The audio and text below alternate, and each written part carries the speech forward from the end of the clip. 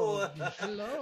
Hello, Welcome world. na naman sa bagong episode ng Golden Age of Virtual Entertainment. Kwentuhan ako with Kuya Jake and Ryan. At ang aming guest co-host, si Kuya Kai. Kuya Kai, Alright. Pero ang ano natin ngayon, pare, ang subject ng conversation natin ngayon, buhay Denmark. At meron tayo paring resident expert, si Kuya Kai. Putang ina yan ba? Ikaw yung resident expert namin. Hindi kasi dumating ka rito, you were what? 16? 15? Mga ganun? Mag-16. Pero nung bata ka, pupunta-punta ka ng Denmark. Hindi pa ako pupunta. First time pumunta nito kasi nagkasakit airpods ko, di ba? Okay. Ano yung mga mo pare? Mga certain idea mo nun sa Denmark nung hindi ka ba nakakapunta? Siyempre, yung dad mo malamang nagkikwento yun. Wala siyang kinikwento, tol, kasi dad ko, he doesn't wanna go back, actually. Okay. Kung di siya nagkasakit, tol, hindi pupunta ng Denmark yun.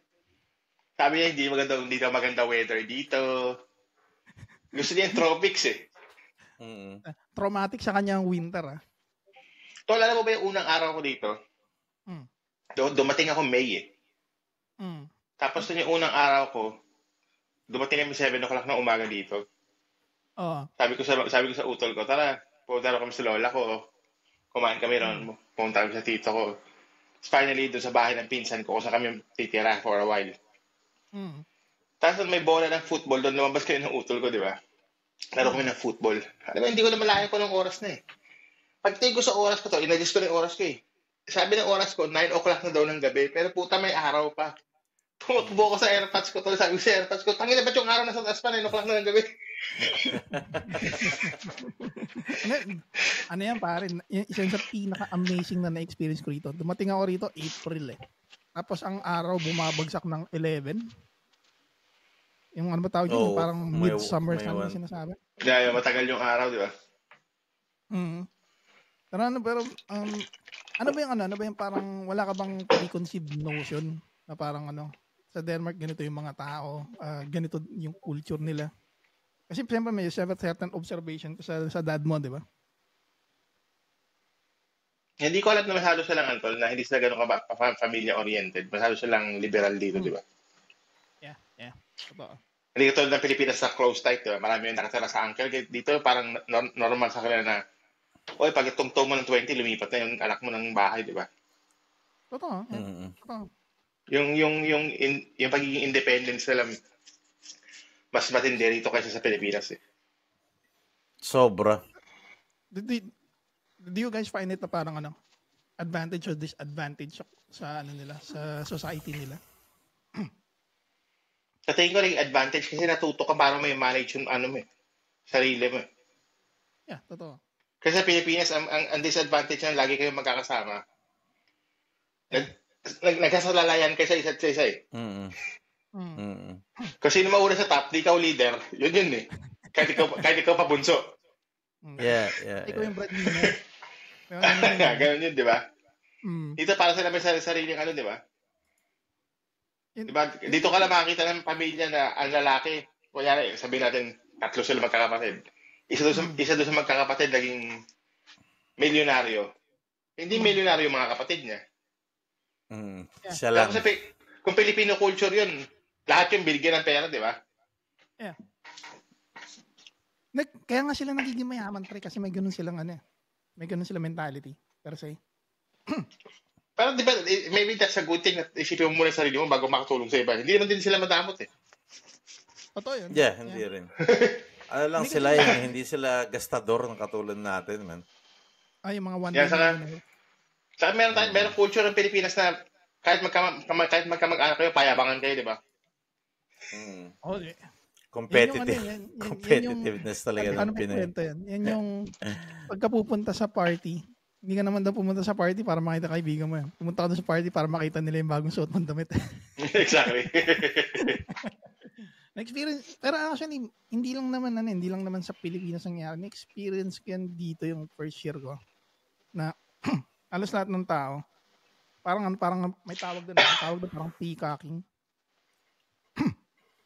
Tapos pagka nag-gathering na kayo, wala naman talagang parang stimulus conversation. Parang lang kayo ng air. Pero sa tingin ko, hindi lang Filipino thing yun, it's an Asian thing. Kasi mga Czechoslovakia, ganun din sila eh. Alam mo yun? Mga Thailander actually. May mga ganun talagang culture, di ba? Alam mo yun? Parang culture pa, no? You should be embarrassed of yourself because I'm more flashier than you. Kaya parang ganun. Pero nagugulat nga rin kasi marami rin akong kaibigan ng mga teenager. Yung mga student namin, mga kaibigan nila. Talaga independent, talagang sobrang independent nila.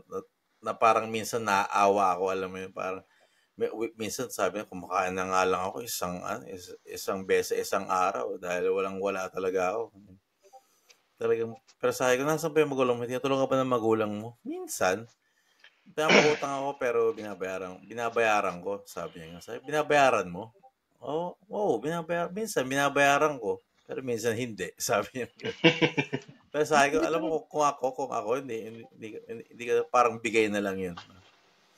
Hindi ko naaasahan na ibayad, magbayad ka ng pabalik. Parang yeah.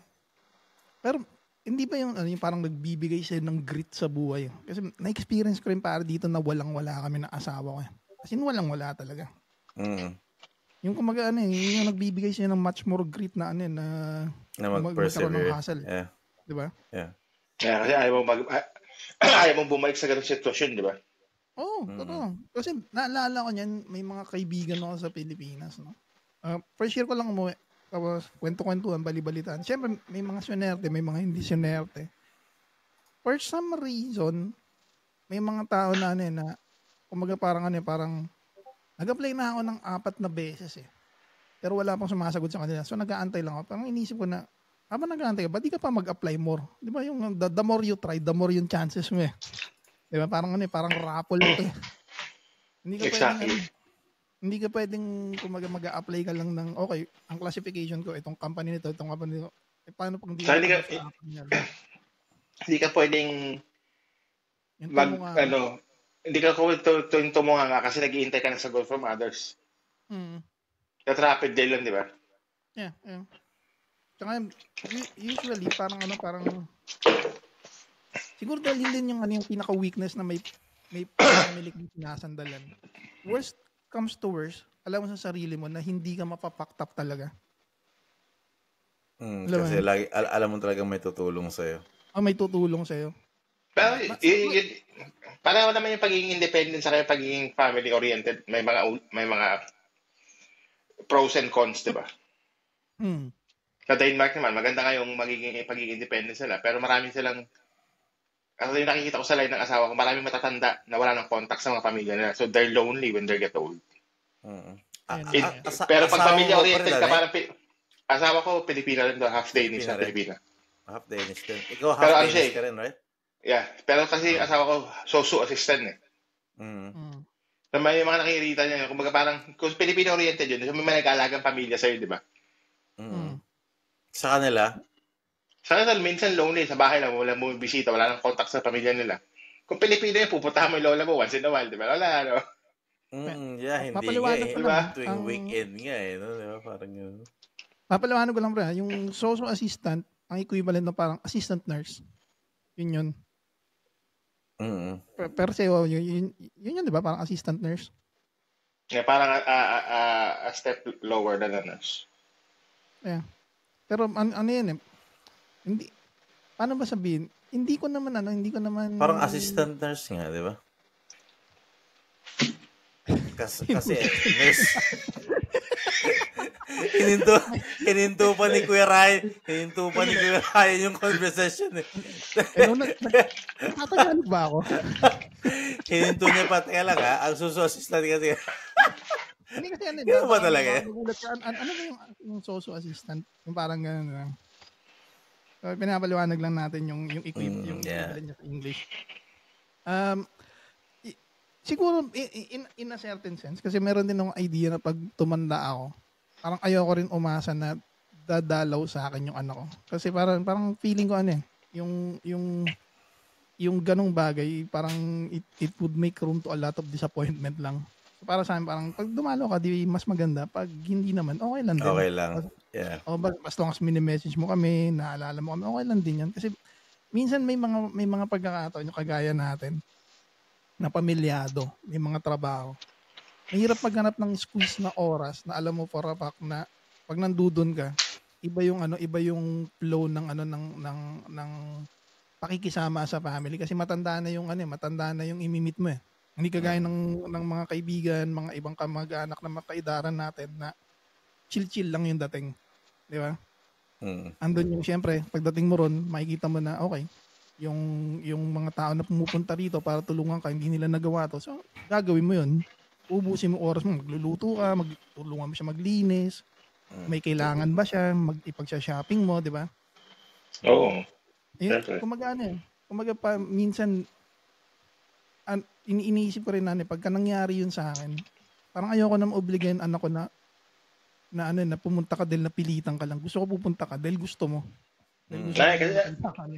Pupunta yung anak mo ng Chong kasi di ba pagtapos ka niya pag-shopping, kukupit yun sa wallet mo. Ayun. Alam niyo yung mga pensionist may mga cash yan eh. Konsenta yung lahat eh.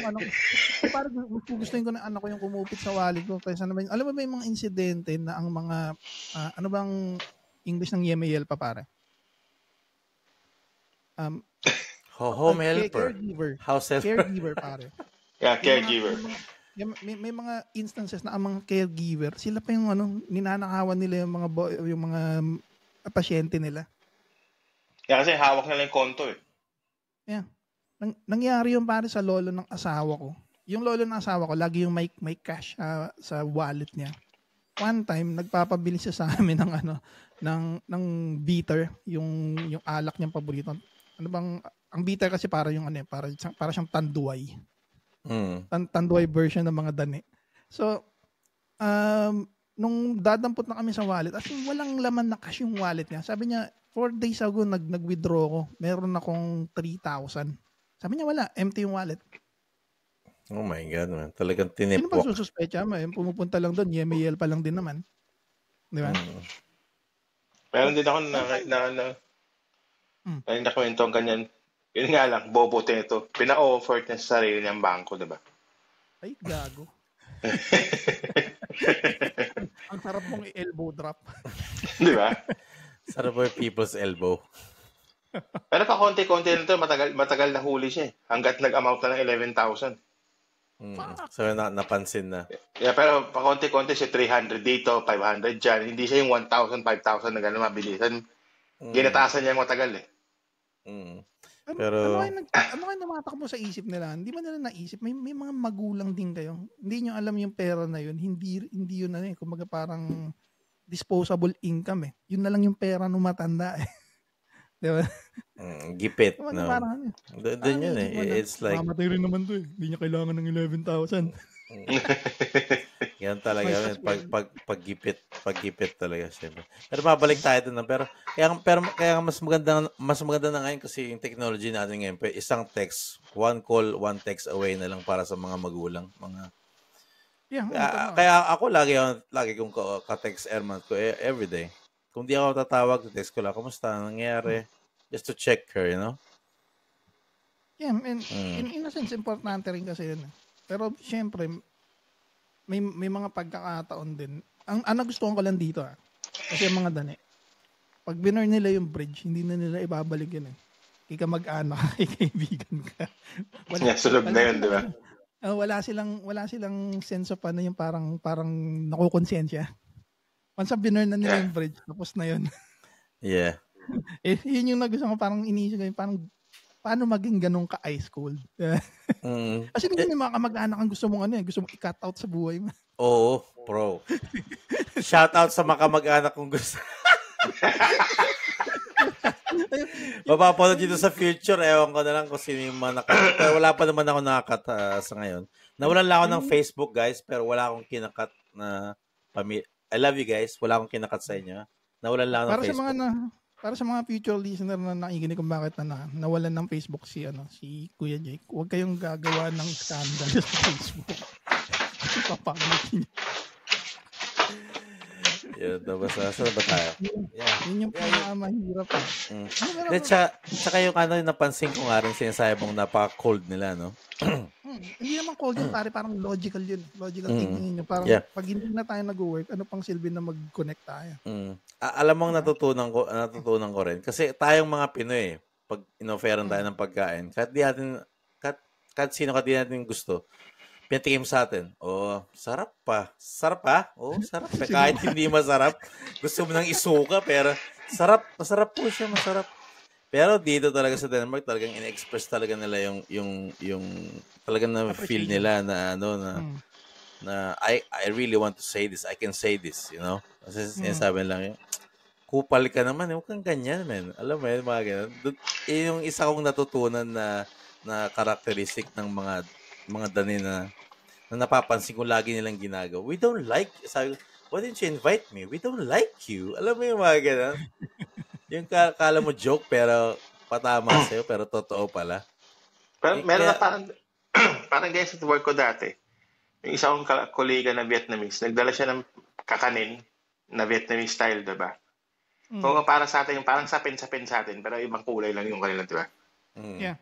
Tangin na yung mga dali namin kolega to, hindi kinaya. Sabi na ganun, tangin na yan. Kulang na lang, nagawang tatak na Dunlop daw yun para daw gulong. Kasi yung texture na parang gulong, di ba? Parang gomi. Gami. Biro lang naman nila yan actually. Pero hindi kasi pero nila alam kung ayaw nila ng mga ganun eh. Pero sasabihin nila kung, di ba, hindi ko kakainin yan. Ano yan, man. May kunento sa akin siya. Pero kumakain sila ng sult eh. Alam mo yun? Yung alin? Sultan, hindi ko makain sultan. Yung sa Yule Afton. Sultan. Masarap yun, pare. Yung nilalagyan ng ano tawag ito? Yung nilalagyan ng ano ba tawag ito?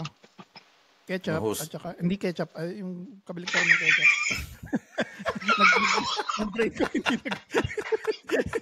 Hindi nag-break. Mustard pa. Masyadong mabilis. Punta ka sa third gear muna para. Ang bilis mo yata masyado. Ang sarap. Sultan tsaka ketchup, no? Ano ba kabaliktaran ng ketchup? Mustard pa. May kabaliktaran pa ng ketchup. May kabaliktaran ng ketchup. Kala ko nga mayo eh. Mustard tsaka yung fermented na cucumber. Diba? No. Kala ko bagong eh.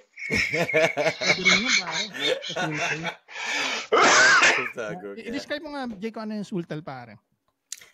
Yung sultal kasi yung ano yun eh, ang alam ko ito yung mga usually ginagamit dito yung mask ng pig. Ikaw ang slakta alam mo to eh. ang sultal, ano siya? Ito yung mga maraming cars, anong tawag doon yung mga fats fats residue ng baboy na nanggagaling usually sa may gitna mga bones. ng belly.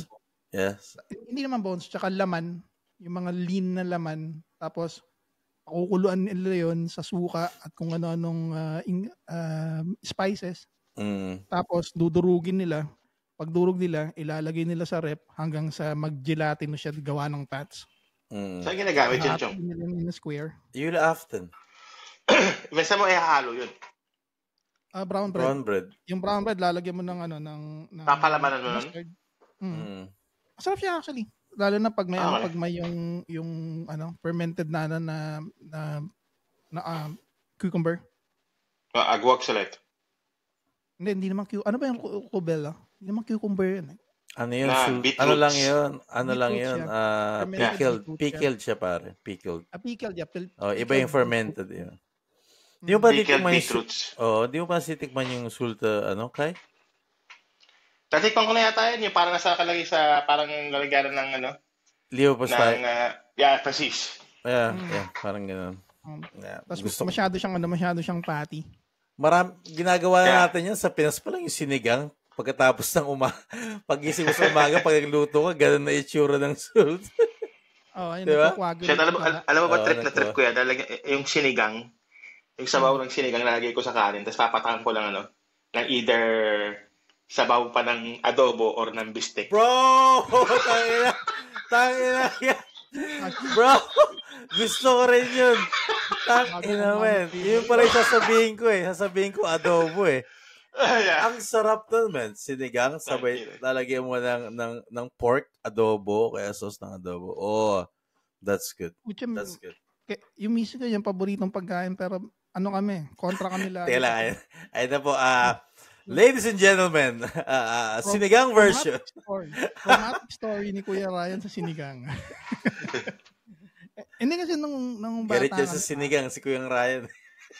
Hindi man ako galit. Kumbaga parang ano lang ako na overfed lang siguro ako ng sinigang nung nasa Pilipinas ko. Oh, no shit pare. Yung mother ko kasi nag-oopisina. Yung father ko naman para siyang administrator ng Plaza Fair, yung mall sa Cubao. Tapos buong araw silang nasa trabaho. Ang gagawin na magluluto ng malaking batch sa sinigang. Sa buong araw na yan para hindi na kami magluto. Tapos next day, nakalimutan niya, nagluto siya ng sinigang kahapon. Sinigang na naman kinabukasan para. No shit, friend. Sa isang linggo siguro 3 beses ako kumakain ng sinigang. Kaya hindi ko kami sinigang, munggo, tsaka ginisang gulay. So, ang ginagawa ko ng pagsinigang, tumatawag ako sa kapitbahay na, tol, anong ulam nyo? Trade. Tol, meron kaming adobo. Swap tayo, pare. Magkukulit ka na, lakas kumain ng anak ko, nauubos yung ulam. Yung pala yung history. No? Kaya pala lagi pag sinasabi ko, sinigang kay Kuyang Ryan, na ano siya eh. Parang, sinigang, pre? Wow, sarap. It's the best. Yun yung Filipino mentality. Wow, pare, masarap. It's the best. Pero sarap yung may adobo sauce, no? Oh, tayo nakakagutom itong conversation natin. Paano para siyang nag-i-intense yung umami flavor niya? Yan kasi to, lalo na pag yung adobo, yung day-old adobo na. Yung nanuot na yung lasa. Mas masarap kasi yung adobo pag talagang day after. Yung ano nun. May kwento si Kuya kayo na na sa akin na nag-bake ng brown bread yung tatay niya. Ikwento mo nga.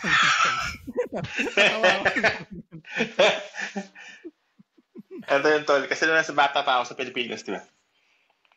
Hindi, kumakain tatay ko ng Danish food, pero meron siya sariling section niya sa loob ng rest. Hindi ko pinapakalaman yun kasi hindi ko alam kung ano yun eh. Normally, mabahaw, di ba? So yung tatay mo, yung dane? Yeah. Okay. Yung mabahong blue cheese, di ba? Mga ganun, mga cheese. Hindi ko pinapakalaman. One point, nagdala siya ng hulmahan. Kasi nakita ko next time yung hulmahan, tol. May pinapaalsa, kulay brown. Sabi ko, tangina, gumagawa yata ng brownies tatay ko, Danish style. Sabi ko, okay to. Yari ito sa akin mamaya. Naamoy ko pang binibake niya. Sabi ko, shit, man. Pero nakita ko tol, nasa lamesa na. Sabi ko, uy, malamig na. Pwede na hiwain. So, ganyan kalaki yung ano, diba? Hiniwa ko tol, malaking chunk, diba? Yeah. Pagkagat ko tol, kasi nga, I took a big bite. Putang ina, diba? Kala ko, brownies eh. Yeah. Rubol pala. Hindi pa ako nakakatikim ng rubol doon, di ba? Sabi ko, putang inang asim, itong shit na ito, panis na yata. Tapos tinapo ko sa basurahan, tol. Narinig ko ng tatay ko, hinabol ng tatay ko. Pagtingin niya doon sa rubol, tol, hatiin natin, hindi niya basurahan, binatukan ako sa mga, bobo ka, ba't mo tinapon yung pagkain niya? Di ko nagustuhan yung brown bread. First time nakita ko yung kala ko banan cake eh. Sabi ko, fuck, banan cake, man. Holy shit, man. Gusto ko yung banana cake eh. Banana cake na nilalagyan ng iba't ibang cold cuts. Ba't puro ano to? Ba't puro bato? What the fuck? Ano to? Bagong version ng banana cake. Pag tikim ko brown bread yan, sabi, holy crap, man. For reference sa mga listeners, ang brown bread, siya yung talagang purong rye bread. Kasi iba yung rye bread sa Pilipinas eh. May halong wheat na yan eh. Yeah. Tsaka flour. Pero dito talaga, hindi nila nilalagyan ng flour. Talagang purong rye. Concentrated rye lang yun eh. So, pag kinain mo siya, medyo maasim siya. Pero masarap siya per se pag nasanay ka eh. Pag nasanay ka. Tapos may mga may mga kaya na. Ang tawag ng mga seeds. Seeds. Pero kung gusto lang masubukan ng maayos, diba? I would suggest sa bakery na bilhin, diba? Normally, pag gumawa ng bakery, malambot. Alam mo yun, masarap, diba? Kasi pag binili mo yung pipitsugin minsan sa mga supermarket, mahanginan lang, puta, tigas na eh. Oo, tigas na. Ang dry na eh. Pwede mong pangpaway yun, man. Kaya nga sa mga bagong Pinoy na darating ng Denmark, kung gusto nyo talagang sumubok ng brown bread at ayaw nyo maging experimental, meron silang mga open taste sandwich na restaurant dito. Yun ang i-try nyo. Para medyo magkaroon kayo ng idea. Ano ba yung magandang combination?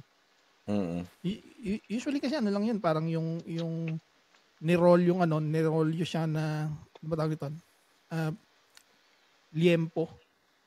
Kasi iwan mo sa manipis. Ang tawag nila dito, rula pulsa. Hindi ko alam yung baka tinawag na rula pulsa. Rolling sausage. Kaya parang ginawang pancetta acte, di ba? Na walang balat. Tapos, lalagyan mo siya ng meron sila rito, ang tawag nila skew. Ano yun, yung parang concentrated na iba't ibang may apple, may masina ng baboy. Aspic siya. Meron kami ng powdered. Meron kami ng powdered eh. Lalagyan mo lang ng may hot water. Sabi lagay mo lang siya sa form. Sabi lagay mo lang siya sa fridge. After 2 hours okay na siya. Pwede mo siyang hiwain. Yun ang nilalagay namin sa Rulpulse. Yun yung classic. Pero tol, natuto na rin kayo kumain ng dance smell talaga, like yung Ugo Mel, mga ganun. Oo. Si Ryan, yeah. Ako, andun pa rin ako sa steak kasta. Kumbaga, kailangan mo ba talaga kumain ng kanin sa isang araw or? Yeah, hindi naman. Depende sa setup. Kung ang kasama ko, kuwari, yung misis ko, siyempre nagkakanin kami. Pero pag kasama namin yung binan ko, ano siya talagang traditionalist eh. So, wala kang choice. Nung una, siyempre, meron kang parang, ano ba tawag doon, hindi mo tanggap na yung nangyayari sa buhay mo ngayon. Pero, kailangan... Next time, babalik ako dito, may baon akong pancit canton, man. Oo, puta. Pancit canton. Speaking pa, pinapagutom ako ni Kuya Kai. Yung pancit canton, lover ko yan eh. Tagal ko hindi titikman yan, pre. Ang nangyari nun, pre, kakain kami ng smorgasbord. Siyempre, hindi naman ako kumakain na marami. Ang gagawin namin ang asawa ko, magte-take away kami kunyari, pero kakain kami ng burger afterwards. Hindi kasi parang nag-struggle ka pa rin sa idea na yun lang yung pagkain mo. Pero pag tumatagal, na-appreciate mo siya. Yeah. I think depende sa ilalagay mo sa rubol. Parang ang pinaka-safe yung hula pulsa, yung typical na cold cuts nila, ang tawag nila spy pulsa. Yun yung pinaka-safe eh. Ang gusto ko fish fillet. Makakain ko. Dalago. Saka ego kaya. Yeah. Ego raya. Ego kaya. Remolel, ego raya. Yeah, caviar. Yun ang gusto ko. Makakain ko yun. Pero walang raya. May allergy ako sa raya. Kung sino in future listeners, sponsor ng raya. ng allergy medicine dyan. Kala ko raya. Raya. Allergic ako sa scaldo eh. Ano pa mga Danish na pagkain sa palagay nyo na appreciate nyo dito? Halos lahat naman gusto ko eh. Pero yung mga tayo, yung steak flesh may pasili sauce. Kasi steak flesh parang pritong baboy din lang ginagawa sa Pilipinas eh. Yeah, just straight up kakainin ko yun. Man. Feeling ko pare yan ang sinasabi mong traditional na pagkain ng dani. Walang daning hindi gusto yan pare. Yeah, steak flesh, diba? Yung sa atin lang kanin tapos suka. Yeah. Sa kanila, potatoes, tas pasili sauce, diba? Pasili sauce, yeah. Pero yung mismong protein mo, parang pritong baboy, man. Hindi, pero gusto ko yung way nila ng pagluto dito kasi talagang tostado yung baboy. Parang kumakain ng chips. Exactly. Yeah. Ganun ba talaga ano ba talaga yung the right consistency ng steak flesh, Kuya Kai? Dapat siya parang siyang chicharon to naman all the way. Parang siyang chicharon. Pero hindi siya parang sobrang tigas. Right? Hindi na parang sobrang tigas. Dapat yung meat niya, chewy pa rin na may bite pa, di ba? Yeah. One time kasi nag-away kami ng cooking chef ko eh. Putang ina, naggumawa ng steak. Sabi ko, pagkatapos nung natuyo, sabi ko, ano to? Parang ano eh. Parang ito, bloke. Ano to? Ano to? Sabi ko. Yan talaga yung traditional. Putya, hindi mo manguya, man. Dapat yun, inalis siya ng maaga. Kasi pag inalis mo ng maaga, hindi naman lumalamig kagad yun eh. Naluluto pa rin yun eh. Oo.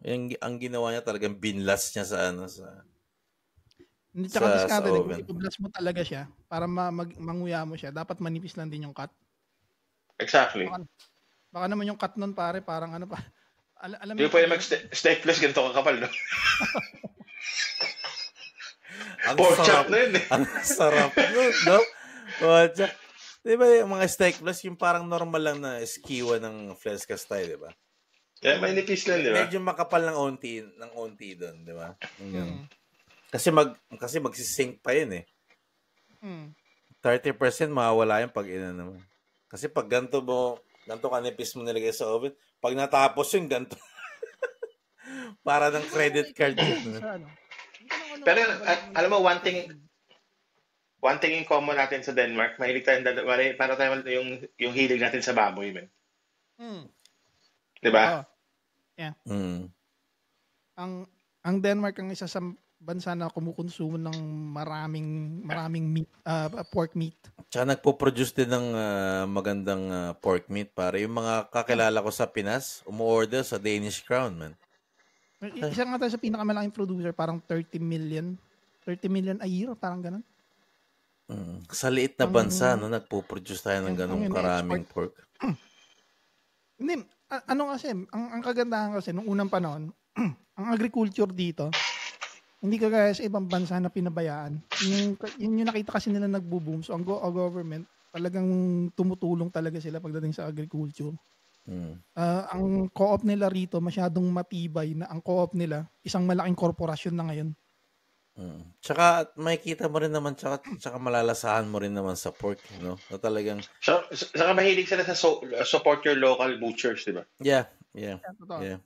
Marami sila, minsan lalo na pag pumupunta ka ng mga lugar sa mga north, kumbaga sa mga Henaro, tas pataas na sa Golden Days Commune, di ba? Mahilig sila sa mga, marami ang kuligan na nakatira sa Horsham, Homestyle, ganun. Pag bumibili sila ng hotdog, hindi sa supermarket. Sa Slackton sila bumibili. Sa private. Yeah, meron sila yung mga stamp ko na sila nung Slackton yun. Pag dabating sila doon, alam na ko ano ibabalot para sa kanila, di ba? Mas mahal ba sa Slackton o sa mga market? Mas mahal tol, pero quality naman kasi nakukuha mo eh. Sabagay. Hindi mo naman mararamdaman, parang sabihin natin nagmahal siya ng mga 20 kroner sa kilograms, nagmahal siya siguro ng mga sabihin natin 100 kroner sa pag pinag-usapan yung kilograms. Pero ito lang din yun, di ba? Kung ikaw naman sarili mong kakain nung bibilin mo dun, ba't mo patitipin sarili mo, di ba? Kung quality na bibigay mo. Totoo yan. Yeah. Ano ba yung price range ngayon ng baboy, right? Per kilo? Depende ba sa cuts yan? Depende sa cuts, di ba? Pag neto, kunwari ang cut mo yung sinasabi nila na pork belly. Ang pinakamura sa neto nasa around 45 kroner per kilo. 45 kroner. Yeah, that's roughly around 300 pesos, 360 pesos, mga ganun. Pocha. Kakaiba pa sa Pinas, 1 kilo ng sili daw, 500 pesos. And then, hindi mo maano pare kasi ang economy natin mataas. Para sa atin mura yun eh. 45 kroner per kilo. Per kilo. Mura yun pare. Pero sa beef oxicle. Ang pinakamura nakita ko, nasa around 79 kroner. Ano yun pare? Yun yung pwede mong ilaga. 79 kroner. Okay. Hindi ko kasi alam kung anong equivalent ng English ng chukam eh. So hindi ko ano eh. Chukam? Bakit chakros? Yung chakros pare oxibow. Oxibow ba yun? Yung chukam parang parang nasa leeg yung banda ng ng baka. Anong ginagawa sa chukam ba? Kalimutan ko na po. Nakakayak-cook pa naman ako. Pwede mo yung simrarat, yung simmer na pagkain. So, Lancel scone na ano yun.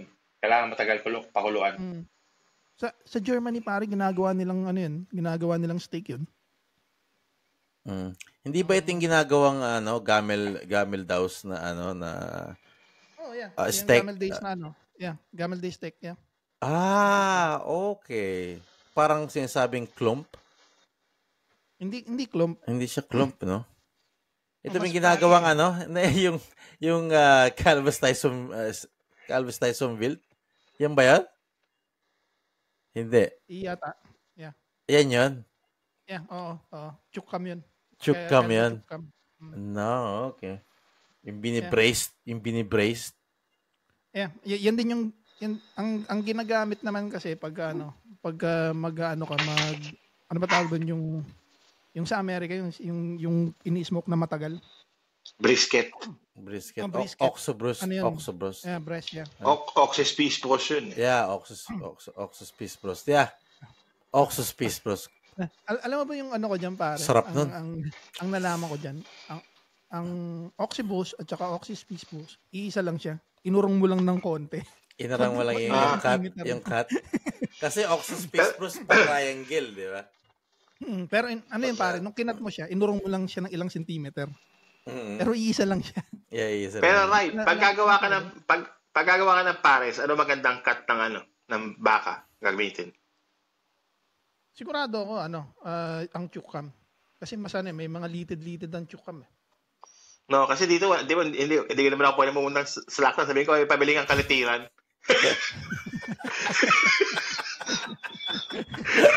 Ano? Bas na ka naman. Kalitiran, man. At today, may chewy dulo. O pare, subuko, pwede. Pwede ang subuko. Haluan mo ng oxtail. Opo. Ayun, luxus naman na pares. Luxus pares yan, prepo. Pero kung gusto mo yung hindi naman luxus, oxychukam, okay na yun. Okay. Oxychukam, yeah, pwede. Napaisip ako dun pares na oxtail. Tululaway ko dun. Ang sarap nun, man. Pero yun. Pares yung medyo may parang litid na consistency, di ba?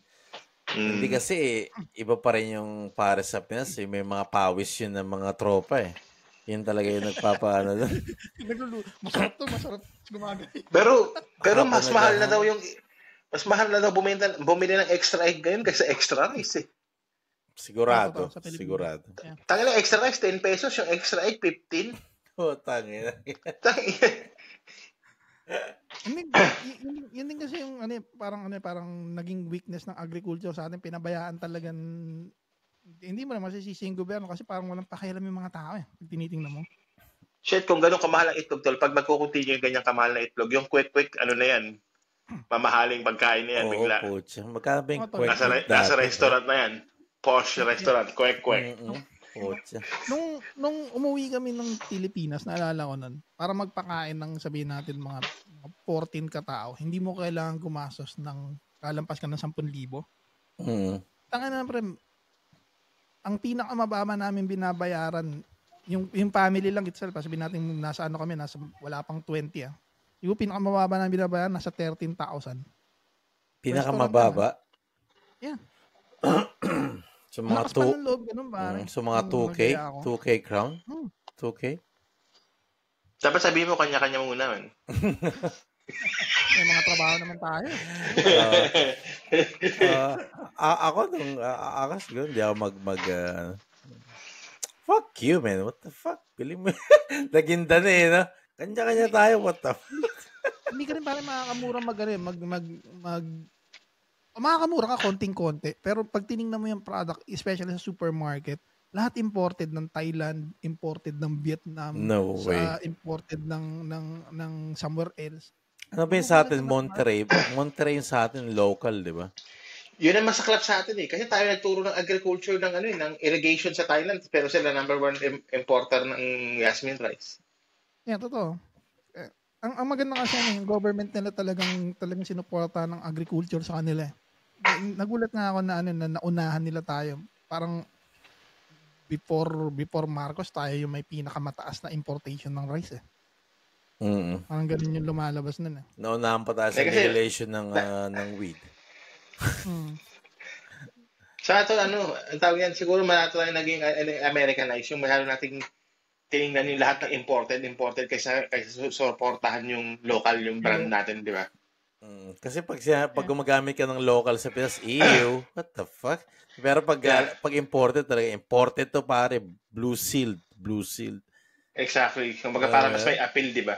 Pero kung naging sinaportahan nila yung local agriculture at mismo local brands, siguro mas maganda ang takbo ng Pilipinas ngayon. Ngayon ko na-appreciate yung mga local na mga ganyan sa Pinas. Ano ba yung local na pinuproduce natin? So parang wala na. Isa rin siguro malaking pagkamali para nung lumipas ang maraming taon, binenta natin yung mga lupain natin kung kani-kanina. Yung meron na akong kaibigan sinabi, marami tayong natural resources. Pag inisip mo, wala na eh. Tumingin ka sa Boracay, lahat ng mga tao ron pag-aari ng kung sino-sinong businessman. Yung probinsya na lang namin. Hindi pa kilala yun, pare. Nasa dulo ng Eastern Samar yun. Pero kung sino-sinong international businessman na may-ari ng lupa or mayayaman. Kaya kasi binibili na yun sa potential na pwede mangyari. Tinayuan ng resort, tinayuan ng bungalow.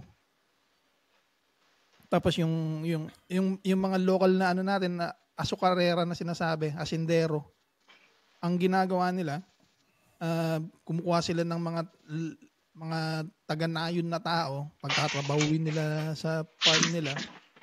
Tapos pagka naka-harvest na sila, hindi naman ibebenta sa atin, i-export natin. Mangilan-ngilan na lang din yun. Wala rin tayong mga local owner na meron siguro pero konting-konti yung local owner ng isang farm. Lahat own ng foreigner, makakahiya. Pinakamalaking export ng Pilipino is mismo Pilipino tao mismo. Marami tayo nag-abroad eh. Ano nga yan pare? Ang tawag ko dyan, modern slavery. Pag tinignan mo, din yung pinakatotoo doon dahil ang trabaho natin parang hindi mo kailangan ng akademya. Parang kailangan lang marunong ka mag-business, magluto, tumingin ng bata. Yun na yun. Yeah, para pambayad ng bills, di ba? Meron nga minsan na dati meron kaming mga kaibigan na nag-au-pair dito.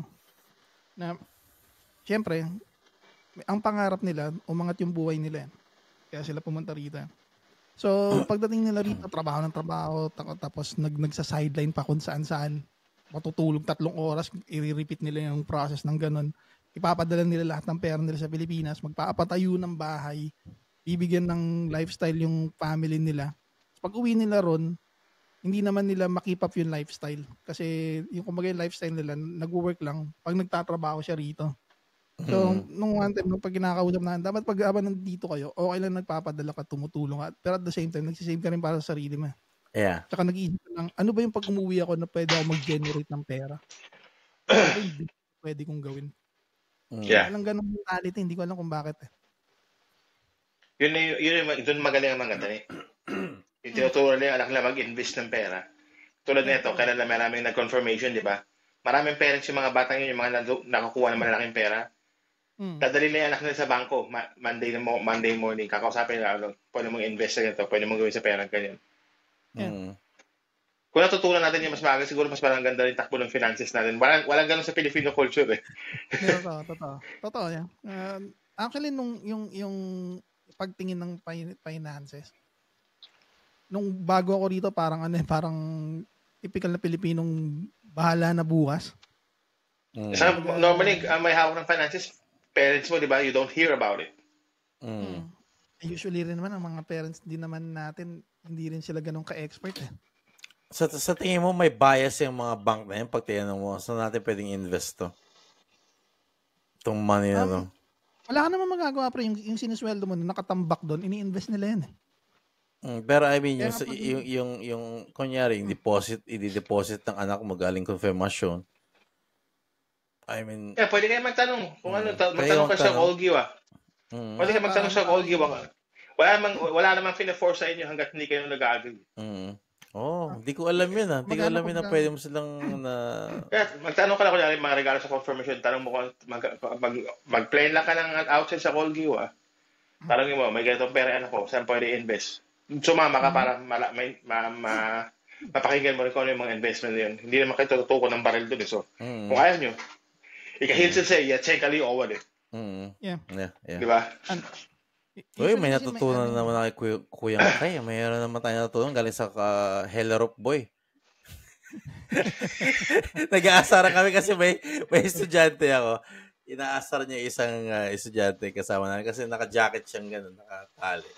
Sabi niya, look at that Hellerop Boy. Sabi ko, what's Hellerop Boy? They're the ones who, who always wears fancy clothes and totoo ba yan? My dad is an attorney. Totoo ba yan? Hindi ako taga-Hellerop. Sino taga-Hellerop dito? Hindi kaya inaano ko lang. Pero totoo ba yan yung mga Hellerop? Sila ba yung mga Kardashians? Hindi Hindi ba? O may certain ano lang?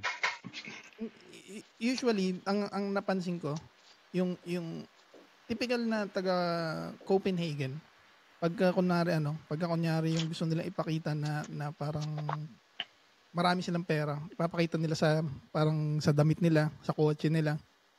Pero yung kunyari yung mga taga Hellerop na may mga mayaman na talaga tapos maganda yung mga trabaho.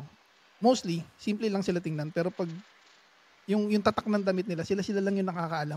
Pag kwenta mo, mahal din pero masyadong low-key. Pero yung sinasabi ni Jake na gano'n, yun yung mga nag-aaral sa international school, man. Kasi iba-ibang lahi nandun Sa pasikatan sila, di ba? No, okay. Iba yung takbo nun, yung mga nag-aaral. May international school dun, malapit sa Helicopter Station. Kasi I used to play basketball in their gym. Pagpunta ko nga, sabi sa akin nung isang Amerikano, siguro isa sa parents doon, Pilipino ka rin ba? Sabi niya gano'n. Tapos sabi ko sa kanya, bakit? Sabi niya, normally mga Pilipino, mga Helen Miracle lang daw, maliliit lang daw. Ba't daw ang tangkad ko, di ba? May weekend na maglaro tayong basketball. Sabi ko, we are US, we're number 1. Hindi siya makapaniwala tol, iniiwanan ko siya, nililayapan ko, tinitirahan ko sa unahan niya. Paano, hindi Pilipino tong lalaking to, ginaganon niya ako. Tumahimik ka dyan, gusto niya. Nag-basketball ka rin pala, no? Dati pa yun tol, that was a long time ago. Pero may urge ka pa rin mag-basketball, siyempre, no? Hindi na chong, parang hindi ko na kaya. Parang sabi ko, pag tungol na ko, may mababali. Si Kuya Ryan kasi basketballista din yan. Nag-basketball ka rin dati, di ba, pre? Hindi Hindi ka ba? Ano ba yung sports mo dati? Tikol. Ayun! Tikulismo. Tikulista ako. Tikulista ka ba doon? Expert ako sa Pornhub ano bang search of the day ngayon? Dwarves. Bago nagkaroon ng mga iPad doon, meron siyang iTouch I touch myself. Ganun pa yung mga Hellerop boys. Kaya nga pagka ginagamit ng asawa ko yung telepono ko tsaka yung laptop ko, ini-erase ko kagad yung cookies Tsaka yung history. Makakita siya rin naman yung siya. Ano tong dwarf? Kailangan, meron nga daw yung aksidente. May kailangan i-check sa phone niya. Yung girlfriend niya nandun. Hindi daw niya nabura yung history. Nag-safari niya. Talaga. Mata lang yung gumagalaw. Hindi daw siya. Kaya guys, kailangan yung burahin yung history niyo after, visiting that site. Isa pa yan saan nagustuhan ko dito sa Denmark. Ang usapang sex. Para lang kayo nagkwekwentuhan ko anong kinain mo kanina. Yun yung nagustuhan ko rito. Sa Pilipinas, tabo yan Pabanggit mo sa nila. Pwede ka sabihin mo, huwag mo pausapin tungkol dyan. Papagalitan ka pa, hindi mo kinikipan katanong, di ba? Bastos ka. Pero hindi madalang ako nakaka-enkwentro ng Pilipino na magkukwentuhan kami tungkol sa kung ano yung sinesearch namin sa porno. Sobrang dami. Parang may hiya factor. Yung parang pakul na, hindi ako nanonood ng porno. Pero inisip ko, mukha kang jaulero sa akin. Hindi ka nanonood ng porno. Nagsasabi mo. Everyone watch porn. Pati yung mga babae nga, open, mga babaeng dane, they're open with it. No? Yeah. Pero hindi porket inopen nila sa yun. It means na pwede nilang i-open yung legs nila para sa iyo, di ba? Pero ganun lang talaga sila. Come in, parang ganun. Ganun lang talaga sila ka open-minded. Pero hindi open-legged, you know? Parang doon nga rin ako meron akong kakwentuhan na no. Sabi niya, ang paborito ko na hinahanap niya daw lagi, amputee. Sabi ko, ano yung amputee? Okay. Wala pre. Yun yung parang fetish. Ang fetish niya, parang babaeng putol yung paa, walang kamay. Oo. So literally naghahanap siya ng paktal na may consciousness. Na walang palag. Danito? Pre. Pero sa akin parang wala naman din akong wala rin naman akong against kasi yun sexual fetish yan. We don't judge. Yeah, kumbaga parang kung pinapractice niya pero kumbaga para sa akin private life man, bang di naman ako naapektuhan Siguro naman kung meron kang amputing binibexute parang hopefully may siya kumbaga payag siya sa nangyayari. Yeah, I think so. Ayun pa yung maganda dito sa Denmark, binibigyan nila ng chance yung mga ganyan, 'di ba? Alam ko pwede silang tumawag yung mga ganyan. Tumawag na. Para magkaroon ng parang prostitute, 'di ba? Pwede silang tumawag. Alam ko headphone bisu. Yeah. Pero legal ba yun? Legal ba yung prostitution dito? Hindi. Ano ba siya? Kasi nakikita mo siya sa dyaryo di ba? Parang nakareklamo siya sa dyaryo Hindi yung lantarang prostitution, pero yung sa dyaryo, parang ads lang yun na Hindi mo naman sinasabi na magsesex kayo. Hindi nga, parang escort. Parang, escort service. May parang double meaning na sinasabi. May parang loophole sa salita, ganun. Yeah, pero alam mo na yun, no? 1.5 daw. Magkano ba per hour, pre? Alam yung presyo. Wala kaming brochure niyan Alam ko tatanong mo sa akin hingi ako ng brochure Shit. 1.5 daw 1.5. 1.5 per hour. 2.5 na raw kayo. May inflation daw. Mahal na raw. 2.5. Isipin mo 1.5 per hour. No? Naranasan nyo na bang umorder ng prostitute? Siyempre, ng mga single pa kayo. Naranasan nyo ba? Kasi ako hindi. Mag-table nung bata ako. Hindi ko naranasan kasi takot ako sa STD. Hindi ko saan galing yung babae yung tangan, di ba? Yeah, hindi rin. Yeah, ako rin, never. Hindi ako na-attract sa kanila, alam mo yan. Alam ko dumidiskarte sila, di ba? Pero hindi ako yung, I don't know, never. Hindi, pero, ewan ko para sa akin, bakit parang ganito tingin ko dyan. Bakit mo parang binibigyan ng shame yung ganong klaseng trabaho? Ganon din naman tayo Kumbaga, sila service ang binibigay nila. Tayo per se, service din naman binibigay natin. Kumbaga, puta rin naman tayo sa pera. Yeah. Pagtingin mo di ba? Pero hindi mas madali ngayon sa kanila Mag-uubad lang sila, tapos poof, 1.5. Tayo, 8 hours. 8 hours. Dito, luto dito. Yeah. Paano naging shameful niya? Parang yung easy money. Paano ako kumikita? Nakatayo ka ng 8 hours, tapos nag-iwa ka ng gulay, tapos nagbubuhat ka ng kilo-kilo. Ako, poop, pera. Poop, pera. It depends on the windfall, di ba? Ano? Kung yung tipong tao hindi makakonsensya, mas madali siya magkubad para makumita mas malaking pera. So, good. Diba? May mga tao siguro na yung moral nila, hindi kaya malunok yun. Yung... naniniwala rin naman ako na may mga certain na tao talaga na yun yung nila, may mga babae na na-enjoy nila yung ganung trabaho. Hindi ko nilalatang. Pero para sa akin, more power to them. Kumbaga para sa akin, parang on our part, hindi rin natin dapat binibigyan ng shame kung ano yung ginagawa nila. Parang we just have to look at it equally na kagaya sa atin. Siguro, sa ko rin to, may mga babae na they do that kasi they're good at it. And they know they're good at it. Meron no? Kasi napunta na tayo sa usapang porn, no? Meron isang sikat na porn star na Japanese actress. Ang ano niya, ang special. Ano pangalan? Kilala mo yan, Ray? Ano pangalan? Hindi ko na matandaan pero Japanese actress to ng mga late 2000 eh. Early 90s to late 2000. Ang pinaka-specialty niya talaga blowjob. No shit pare. First time ko nakapanood ng inurasan siya. Inurasan talaga siya. Kailangan in 2 minutes papalabasan mo. Isang lalaki. Tapos 30 lalaki. What the fuck? No shit pare. Sa isang oras, man. Ganun siya kagaling in 2 minutes yung 30 na yun natapos niya. Yun yung specialty niya talaga. Pili ko yung mukha nga pare, parang vacuum cleaner.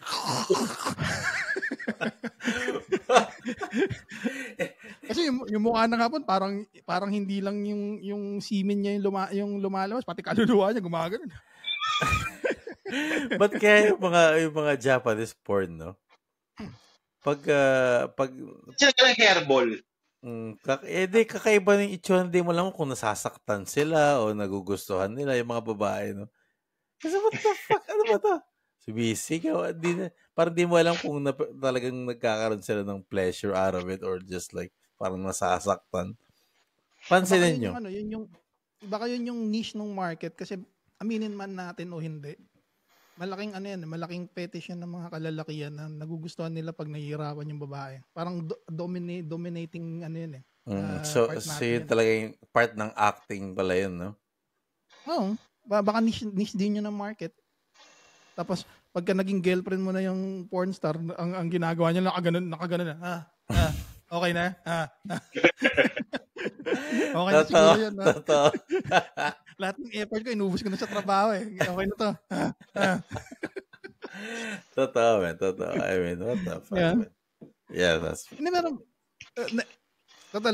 malayo na tayo dun sa subject natin. May bagong subject na to. Naisip niyo na ba yung feeling ng magka-girlfriend ka ng ganun? Hindi ko yata kaya. Yung ganun? Ako siguro depende. Bro, what the fuck? Pag iniisip ko yung, siguro when it comes to age, parang kung may connection naman tayo, okay lang naman eh. Kung parang kung sa palagay mo, yun yung trabaho mo, anong gagawin ko? Pag kakaiba, pag lalaki, parang okay lang eh, no? Pero pag babae yung porn star, parang si Adam 22, di ba? Yung asawa niya, sinibak ng negro, man. Sabay nag-uusap pala sa podcast na sabi pa niya, bro, I appreciate man you doing a video with my wife, and sabi pa negro, yeah man, that's what I do, bro, that's what I do. Hindi ko yata kaya. Hindi kasi pag inisip mo pare, meron kasi akong nakatrabaho niyan sa DFDS, no? Sila? Polyamorous silang mag-boyfriend, girlfriend. So, pwede silang... Para sa kanila, yung sanay sila na maraming partner. Mm. Pero, yung loyalty nila sa set isa, hindi nawawala. Kumbaga, yung one time na tinanong ko siya, paano tol kung mas malaki yung edit sa'yo? Sabi niya, nagkaroon na yung girlfriend ko. Talaga? Sabi niya, paano tol kung mas mayaman sa'yo? Nagkaroon na rin ng ganun yung girlfriend ko, pare. Sabi niya ganun. Ano yung usapan? Parang meron silang certain connection na kumbaga parang hindi nila makita na sa ibang tao.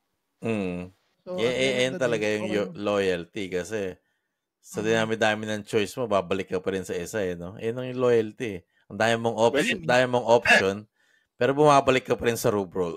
Alam mo yan? Yan yung loyalty. Diba? Maybe it works for them. It doesn't work for everybody else. Kasi, totoo yan. kung alam mo gumagana ka yan. sa relationship niyo ng asawa mo, iba rin yung dynamics niyo, iba rin dynamics sa asawa, kami dalawang mag-asawa, kayo rin Jake, di ba? You find out if you can work on it every time.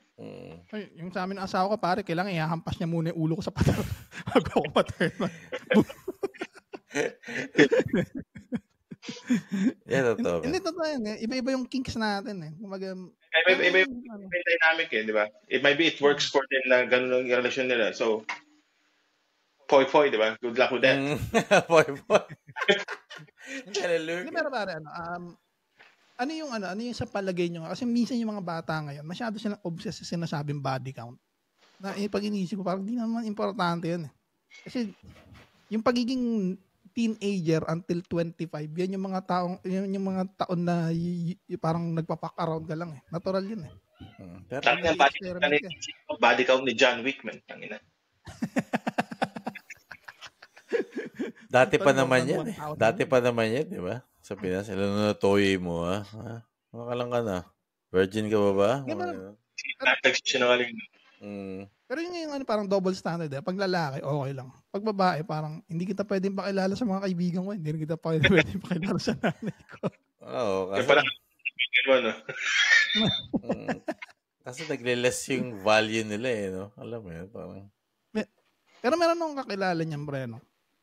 Yung babae talaga, promiscuous talaga siya nung bata kami.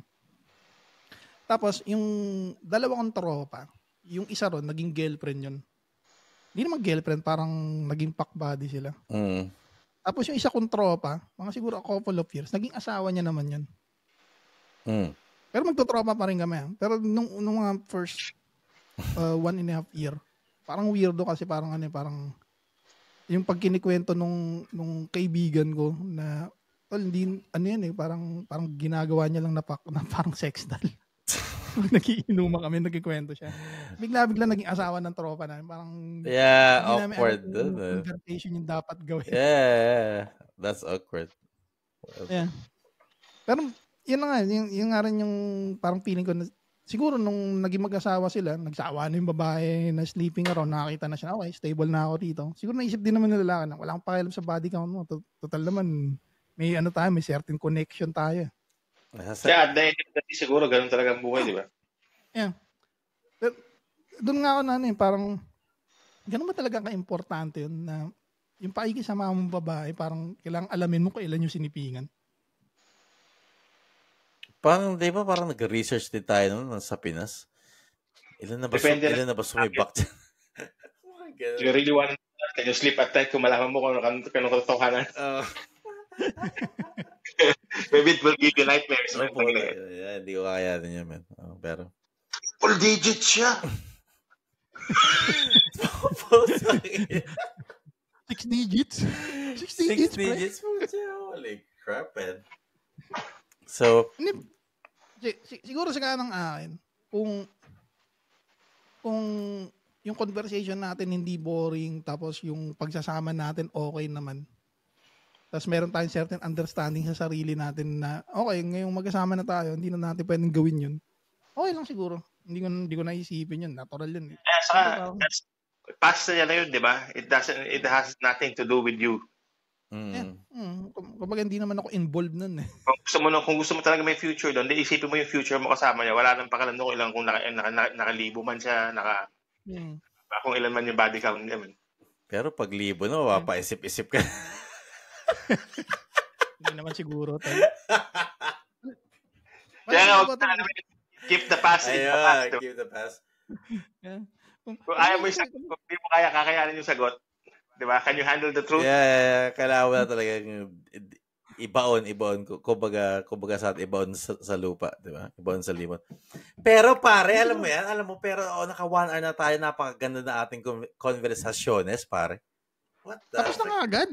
Ang bilis. Ang bilis ng 1 hour, pare. Kwento mo kay Jake yung setup natin dito sa labas sa Pavilion, di ba? Yep, ang ganda. Gumawa ka ba ng video doon? Gumawa ka ng reels? Hindi nga eh. Hindi. Inikwento ko na siya, pare. Para siyang California style na garden. Tapos kahoy yung ilalim, kahoy yung bakod. Tapos meron mga hedges. Tapos meron si kay na pavilion. No way, bro. That's fire. Tol, yati na lang ang kulang, nasa California na tayo. Tsaka mga negro na lang, mga mga negro naglalakad sa mga street. Orale pues. Gusto kong pumunta dyan, man. Gusto kong pumunta dyan. Magkapit bahay lang kayo, di ba? Or something. Yung isang araw, Saturday. Magkapit bahay lang ba kayo as in like isang street or? Pag nilakad mo, mga 10 minutes walk. Okay. Not that far. Na, hindi ganun kalaki. Hindi lang 10 minutes, 20 minutes na walk. 20 minutes na walk. Oo nga pala kasi 10 minutes sa kotse. 10 minutes sa car. Well, bro. Bro, it was fun, bro. It was fucking fun, man. Always naman, always. It was always fun. Buti na paunlakan mo kami dahil wala kaming mahatak na guest eh. Ito lang ako. Basta wag ka sa late kasi baga pasok ko eh. Yeah, pero kaya kailangan natin tapusin ng Kuya Kai. Salamat Kuya Kai sa iyong mga input at salamat sa iyong oras. Maraming resident expert. Maraming salamat. Resident expert at guest co-host. Kuya Kai. Salamat na naman sa pakikinig sa isa na namang bagong episode ng aming podcast. And we hope to see you again soon, guys. Peace out. Kailangan ko pumunta dyan, Kuya Kai, matikman ng mga broccoli dyan. Balita ko, okulugis daw yung mga broccoli dyan eh. Magkakasundo kayo, pre. Pares kayo ng man cave. Green-minded din pala si Kuya Kai eh. Yeah, kailangan. Para colorful ang araw. Ayun. Si Kuya Reding, green-minded din niya minsan. Natutulala lang sa trend pagtapos eh. Ganito ko nga ay kayo yun eh.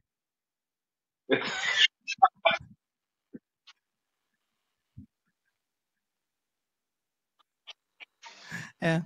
Okay, salamat guys and see you again in the next pod, yo. Yeah. Peace.